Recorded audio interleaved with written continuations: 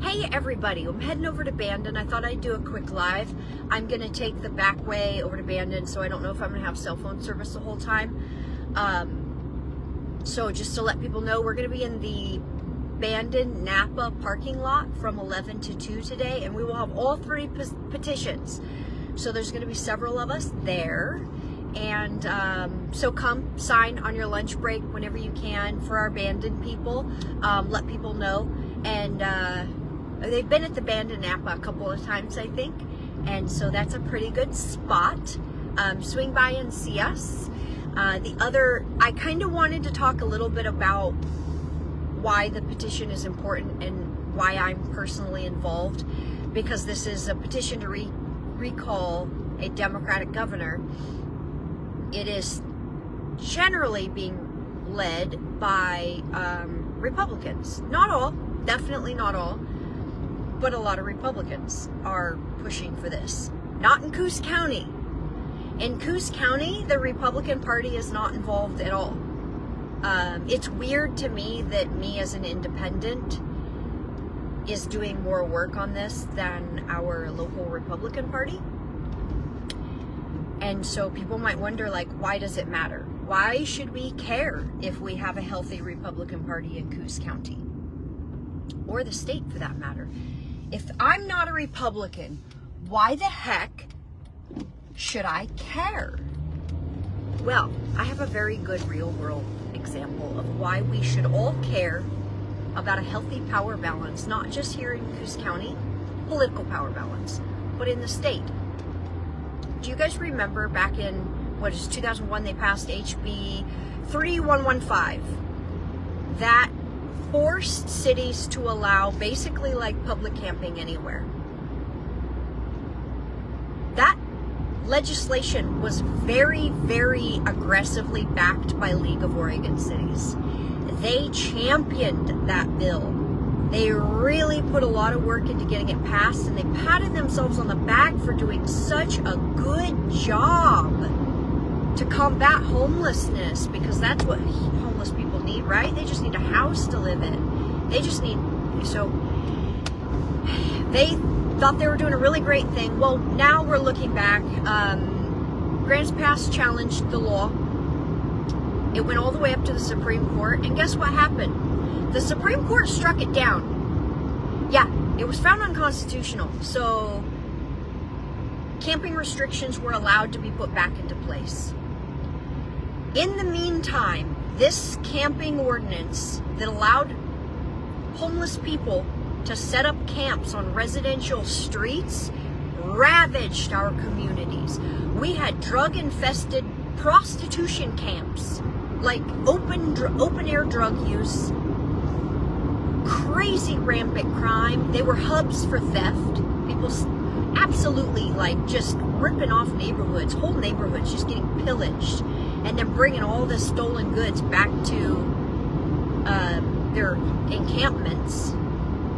And we put air tags and stuff on this stuff, and this has happened all over the country. They put air tags and stuff, and they find them popping up at these homeless camps, right?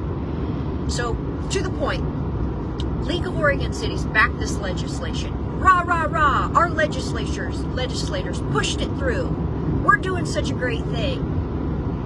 All Democrats, right? All leftists, all very like, we need to take care of people. It's our job to know what's best for everyone. They pushed it through. It caused an unmitigated disaster. Nothing about it was good, and now it's Supreme Court ruled it's actually unconstitutional, as it turns out. And now the League of Oregon Cities has backpedaled. Now they think there needs to be restrictions. You think? And I mean, forgive my like tongue-in-cheek, sarcasm here, but like, do we think? Yeah, maybe it was a bad idea to begin with. This is what happens when you don't have a power balance. You get people who develop groupthink. They think they have all the right ideas. No one is challenging them. No one is pushing back. No one is playing devil's advocate. We've got it in our legislature. We've got it in our nonprofits. Terrible, terrible groupthink. And it is producing terrible legislation. legislation that's unconstitutional. And that's something that I take a big issue with. I believe that legislators who pass laws that are found unconstitutional should be removed from office. To me, that's a complete, professional negligence. It's just such an egregious offense against the American people. Anyway, so I'm a big constitutional supporter, right? I take that stuff very seriously. So we had a piece of unconstitutional legislation get pushed through because no one was challenging it. And if you go to these meetings and you sit with these people, you will recognize very quickly that they do not like being challenged.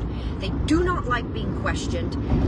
They just want to ram stuff through that fits their perspective, and they don't want any trouble about it. Well, this is what happens. We end up with an unconstitutional mess on our hands. This is why building a Republican Party back up is important. This is why having a power balance is important. This is why, for all of you who have been involved in this group think and never stepped outside yourselves to question whether or not you were right and whether or not you should, this is a call out to you to question yourself, to bring people into your social circle and into your professional circle who question you, and invite that pushback. And stop pandering to leaders who are not qualified to do their job. Like, we need people who are self-aware and self-questioning and disagree with each other openly, who have the emotional maturity to accept that pushback. And that's why we should all care about a power balance, because we all suffer the consequences of a power imbalance. It affects us all.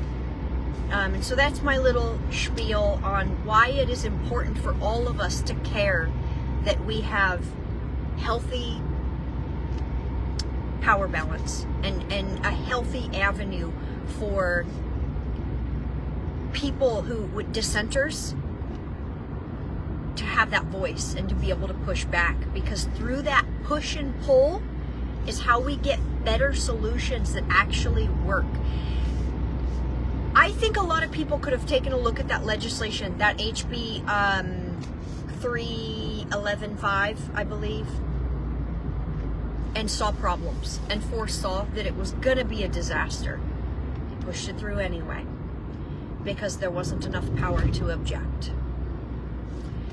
So that's what it's about, you guys. If you are a person who is interested in running for office, that's what we need. We need people to register to vote and actually cast their ballot, and we need people to run for office.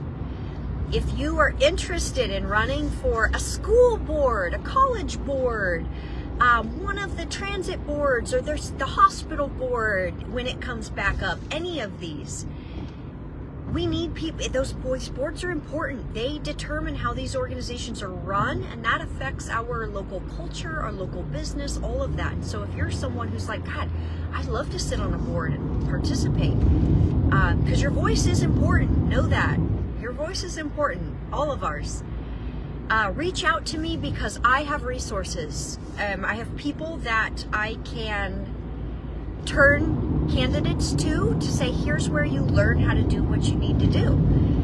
These are people that guide you. There's women's only organizations that I can point women to that maybe need that type of support.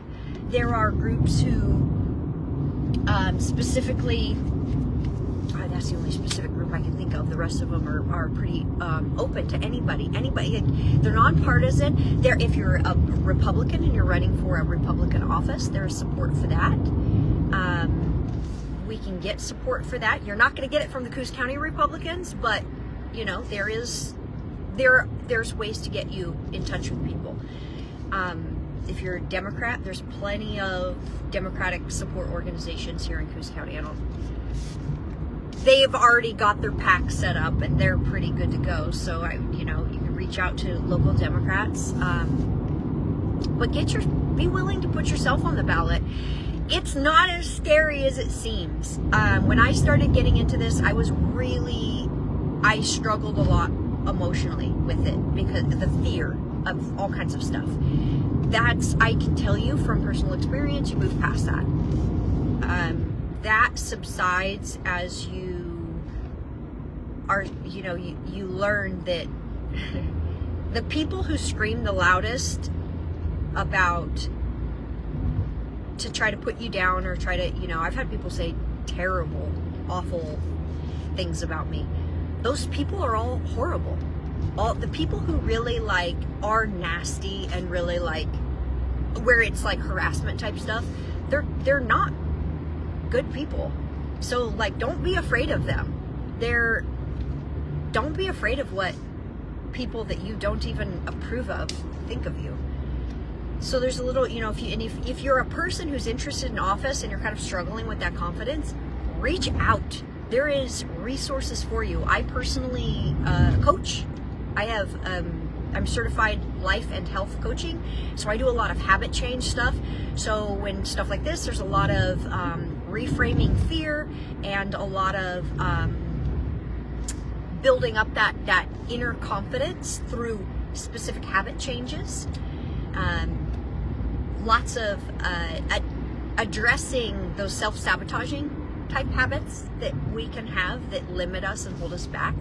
There's ways to train yourself out of that stuff. So if you're a person who has a brain and a little bit of energy and get involved. Run for these positions. We have an election in May and we have a lot of open positions coming up. I'm going to be running for one of them. So no formal announcement yet, but we're coming up. It's going to be here in a few weeks. So that's what we got to do. We've got to get in there and we've got to be that